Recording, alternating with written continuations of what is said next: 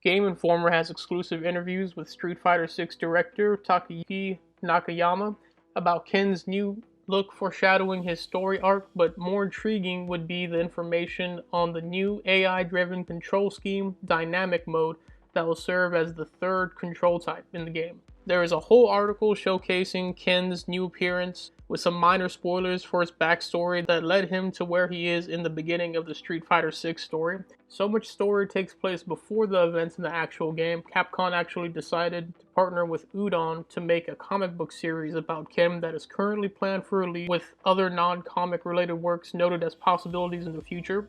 And that's an exclusive separate article that you can check out on Game Informer's website if you want to. I don't want to go over anything that might be considered spoilers for the actual story. So back to what's in the new game itself, Capcom is trying something wild in regards to its new control scheme.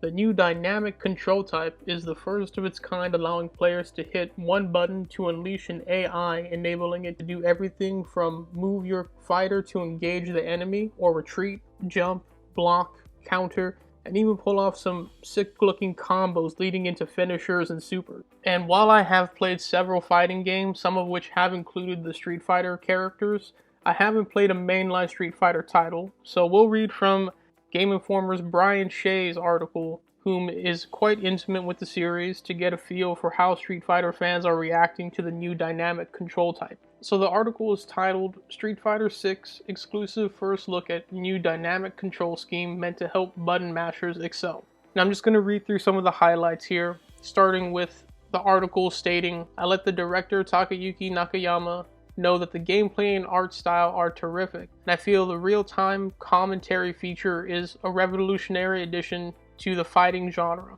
And I do think it's an interesting addition. It certainly livens up the online solo play when you're just grinding up ranks, but I am curious if they'll allow that during competitive live tournaments, or even the ones that they host on PlayStation YouTube channel where they have shoutcasters, if they'll just turn that off, for instance, or if they'll be shoutcasting over the in-game commentary, because it essentially is like two shoutcasters bantering back and forth in the game. But moving on, Takayuki is quoted stating, there's actually a third control scheme, and that would be the dynamic controls. And then he goes on to demo it with another person on the team, and Brian Shea goes on to state, Matsumoto places his controller on the table in front of him and begins using only his index finger to tap face buttons one at a time. Despite this, his character is using all kinds of attacks. It quickly becomes apparent that dynamic controls aren't meant to test your skills as a Street Fighter player, but rather to ensure every player is included in the fun.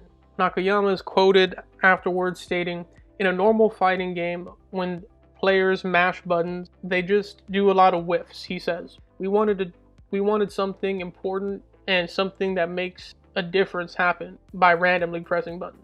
And then the article continues, however, dynamic controls are explicitly meant to be in easy mode, and as such are only available in local play, which I think is the right decision, but also a very crucial distinction between their other modes, which is modern and classic, which I believe modern is also available in competitive. But continuing on in the article, it reads, the name comes from the notion that the AI essentially decides dynamically which attack to perform as you press the face buttons based on your character's current position and situation. If a character is far away, pressing the face button might throw a projectile, while that same button might pull off a combo in an up-close encounter. It's the kind of mode that would have been great for playing my SNES copy of Street Fighter 2 Turbo with my younger brother. And then closing thoughts on this in the article state, while I would likely always prefer classic controls thanks to my experience stretching back to my time pumping quarters into my local Street Fighter 2 cabinet,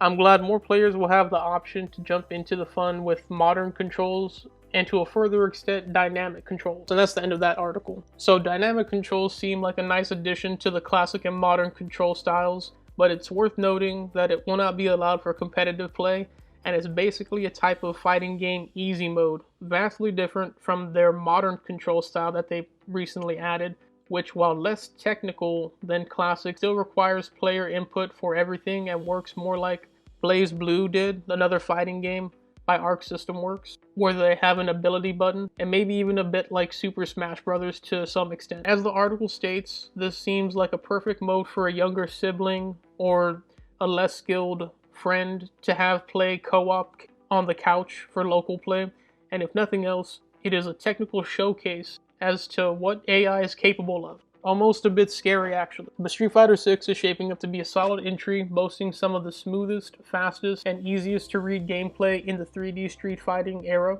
and will be highly anticipated when it arrives later in 2023. That'll be all for this video, but let me know your levels of hype for Street Fighter 6 and whether or not you'll be trying out the new dynamic controls down in the comments below. Do me a favor and like the video. Consider subscribing if you haven't already. But most of all, thanks for watching Game X Affinity.